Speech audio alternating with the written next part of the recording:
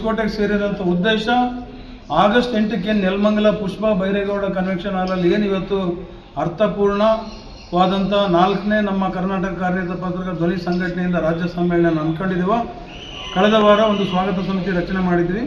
ಆ ಸ್ವಾಗತ ಸಮಿತಿಯ ಪ್ರಥಮ ಸಭೆಯನ್ನು ಇವತ್ತು ಕರೆದುಬಿಟ್ಟು ಮುಂದಿನ ಆಗುಹೋಗುಗಳ ಕುರಿತಂಥ ವಿಸ್ತೃತವಾದಂಥ ಸುದೀರ್ಘವಾದಂಥ ಚರ್ಚೆ ನಡೆಸಿ ಮುಂದಿನ ಪ್ರಕ್ರಿಯೆಗಳು ಇಂದಿನಿಂದ ಚುರುಕುಗೊಳ್ತಾವಂಥ ಈ ಸಂದರ್ಭದಲ್ಲಿ ಮೀಟಿಂಗು ಇವತ್ತು ಯಶಸ್ವಿಯಾಗಿ ನಡೆಯುವುದಕ್ಕೆ ಕಾರಣ ಇವತ್ತು ಹೊಸಕೋಟೆ ತಾಲೂಕು ಕಾರ್ಯನಿರತ ಪತ್ರಕರ್ತರ ಧ್ವನಿ ಸಂಘಟನೆ ಏನು ಇವತ್ತು ನಮ್ಮ ಅಧ್ಯಕ್ಷರು ಪದಾಧಿಕಾರಿಗಳು ಏನಿದ್ದಾರೆ, ಮೋಹನ್ ಆದಿಯಾಗಿ, ವಿನೋದ್ ಆದಿಯಾಗಿ, ಲಕ್ಷ್ಮೀಪತಿ ಎಲ್ಲರೂ ಸೇರಿಬಿಟ್ಟು ನಮ್ಮ ನಯ ಸಮೇತ ಒಂದು ಒಳ್ಳೆ ಇವತ್ತು ನೋಡಿ ಪೌರ ಕಾರ್ಮಿಕರಿಗೂ ಸನ್ಮಾನ ಮಾಡಿದರು.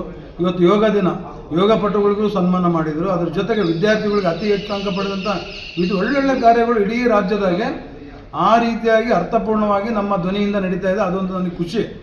ಇವತ್ತೇನು ಬರಬೇಕಾದ್ರೂ ಏನು ತಂದಿಲ್ಲ, ಹೋಗ್ಬೇಕಾದ್ರೂ ಹೋಗಲ್ಲ, 4 ಕೆಲಸ ಮಾತ್ರ ಉಳಿತೇವಂತ ಈ ಸಂದರ್ಭದಲ್ಲಿ ನಮ್ಮ ಹಿಂದೆ ಇರೋಂಥ ಏನಿದ್ದಾರೆ ಒಂದು ಕಟ್ಟುನಿಟ್ಟಿನ ನಮ್ಮ ಪದಾಧಿಕಾರಿಗಳು ಆ ನಿಟ್ಟಿನಲ್ಲಿ ಹಗಲು ರಾತ್ರಿ ಏನದೆ ನಿಸ್ವಾರ್ಥವಾಗಿ ಮಾಡ್ತಿದ್ದಾರೆ. ಅದೊಂದು ನನಗೆ ಸಂತೋಷ. ಅಷ್ಟ್ಬಿಟ್ಟು ನಾನು ಪ್ರಚಾರ ಆಗಲಿ ದುಡ್ಡಾಗಲಿ ಯಾವತ್ತರಿಂದ ನಾನು ಓಡ್ತಾ ಇಲ್ಲ.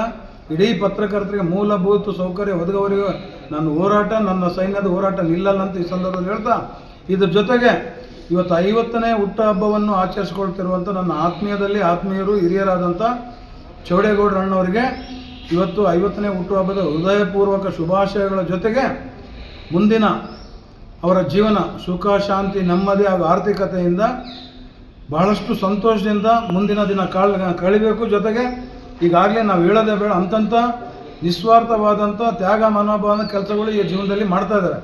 ಆ ನಿಟ್ಟಿನಲ್ಲಿ ತಾವು ದುಡಿದಂಥ 100 ರೂಪಾಯಿ 50 ರೂಪಾಯಿ ಇವತ್ತು ಬಡ ಬಗ್ಗರಿಗೆ ಏನು ಮೀಸಲಿಟ್ಟಿದ್ರೆ ಅದು ಇನ್ನೂ ಹೆಚ್ಚಿನ ರೀತಿ ಮಾಡ್ತಾ ಸಮಾಜಕ್ಕೆ ಮಾದರಿ ಆಗ್ಬೇಕಂದ್ಬಿಟ್ಟು ಈ ಸಂದರ್ಭದಲ್ಲಿ ಅವ್ರನ್ನ ಕೇಳ್ಕೊಳ್ತಾರೆ. ಆಗಲಿ ಸಮ್ಮೇಳನಕ್ಕೆ ಸಂಬಂಧಪಟ್ಟಂಗೆ 80 ಭಾಗ ಅರೇಂಜ್ಮೆಂಟ್ ಮುಗಿದ್ಬಿಡೋದು. ಸುಮ್ಮನೆ ಇವಾಗ ಏನು ನಾವು ಪಿಕ್ನಿಕ್ ಇದಲ್ಲ, ಆಟ ಆಡ್ಕೊಂತ ಕಾರ್ಯಕ್ರಮ ನಾನು ಚೌಡೇಗೌಡರು ಮಾಡ್ತೀವಿ.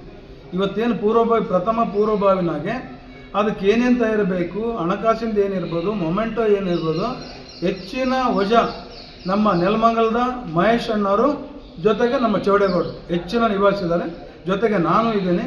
ಇಡೀ 31 ಜಿಲ್ಲೆಯಿಂದ ಬಂದಂಥ ನಮ್ಮ ಪದಾಧಿಕಾರಿಗಳು ಸದಸ್ಯರಿಗೆ ಉಳ್ಕೊಳ್ಳೋಕ್ಕೆ ವಸತಿ ವ್ಯವಸ್ಥೆ ಇರ್ಬೋದು, ಊಟದ್ದಿರ್ಬೋದು, ಒಂದು 90ರಿಂದ 100 ಜನಕ್ಕೆ ರಾಜ್ಯ ಪ್ರಶಸ್ತಿ ಪುರಸ್ಕಾರ ಇದೆ.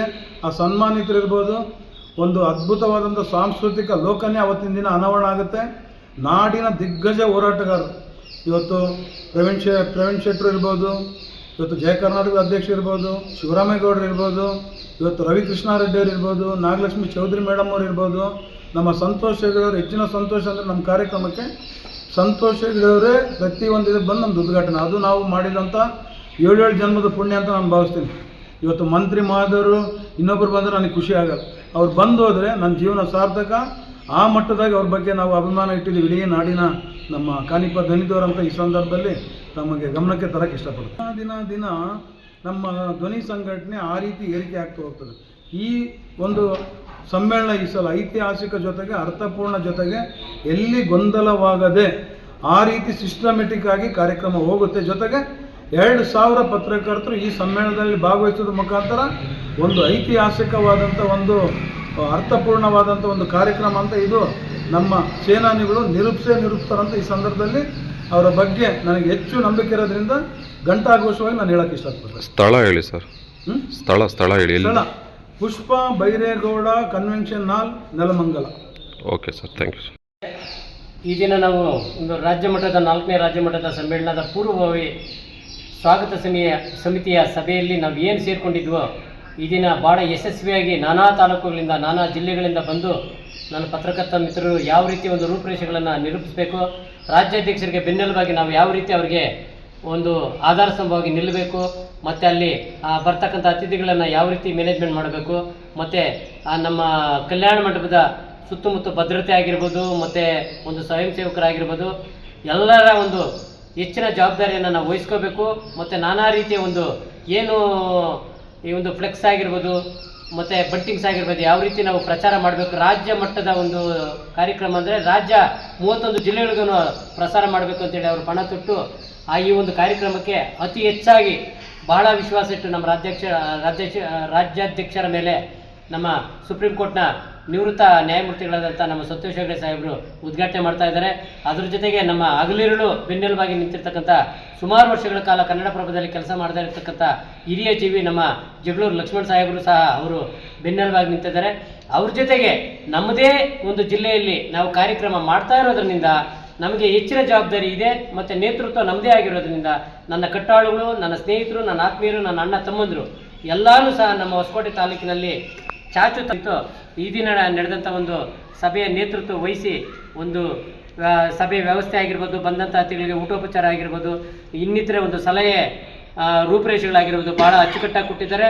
ಮೊದಲಿಗೆ ನನ್ನ ತಾಲೂಕಿನ ಎಲ್ಲ ಪತ್ರಕರ್ತ ಮಿತ್ರರ ಅಧ್ಯಕ್ಷರಾದಂಥ ಮೋಹನ್ ಆಗಿರ್ಬೋದು, ವಿನೋದ್ ಆಗಿರ್ಬೋದು, ಲಕ್ಷ್ಮೀಪತಿ, ನಯಾಜ್ ಖಾನ್, ಮಹಾದೇವ್, ಶಶಿಕುಮಾರ್, ಅಶ್ವಥ್ ಎಲ್ರಿಗೂ ನಾನು ಅನಂತ ಧನ್ಯವಾದಗಳನ್ನು ಅರ್ಪಿಸ್ತೀನಿ. ಇದೇ ರೀತಿ ನಾವು ಕಟ್ಟಾಳುಗಳಂತೆ 8/8/2026 ಏನು ನಡೀತಾ ಇದೆಯೋ ನಮ್ಮ ರಾಜ್ಯ ಮಟ್ಟದ ಸಮ್ಮೇಳನ ಯಶಸ್ವಿ ಆಗೋ ತನಕ ಕಣ್ಣಿಗೂ ಸಹ ನೀವು ನಿದ್ದೆ ಮಾಡದೆ ಬೆನ್ನಿಗೆ ಬೆನ್ನೆಲುಬಾಗಿ ನಮ್ಮ ರಾಜ್ಯಾಧ್ಯಕ್ಷರ ಜೊತೆ ಮತ್ತು ನಮ್ಮ ಜೊತೆ ನಿಂತ್ಕೋತೀರಿ ಅಂತೇಳಿ ಒಂದು ಆಶಯ ನುಡಿಗಳನ್ನು ಹೇಳ್ತಾ ಈ 4-5 ಮಾತುಗಳನ್ನು ಮುಗಿಸ್ತೇನೆ. ಜೈ ಹಿಂದ್, ಜೈ ಕರ್ನಾಟಕ.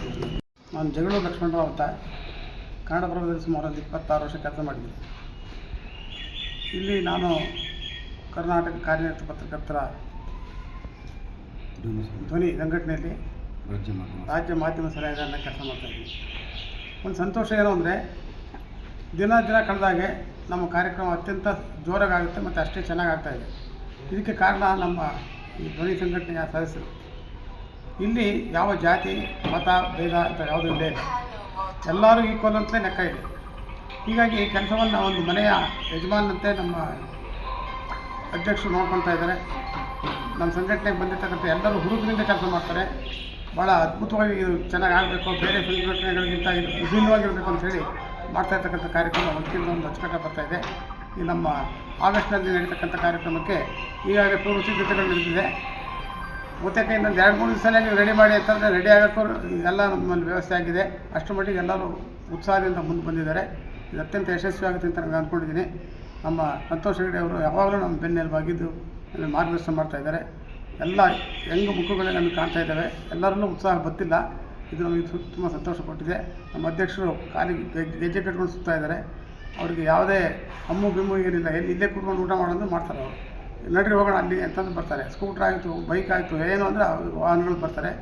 ಅವರು ಉದ್ದೇಶ ಏನು ಅಂದರೆ ಚೆನ್ನಾಗಾಗಬೇಕು, ನಮ್ಮ ಪತ್ರಕರ್ತರಿಗೆ ಇರೋ ನಮ್ಮ ಜೀವಮಾನದಲ್ಲಿ ನಾವು ಒಳ್ಳೇದಾಗೋದು ನೋಡಬೇಕು ಅಂತ ಅವ್ರ ಆಸೆ. ಇದಾಗುತ್ತೆ ಅಂತ ಅಂದ್ಕೊಂಡಿದ್ದೀನಿ ನಾನು. ಧನ್ಯವಾದ.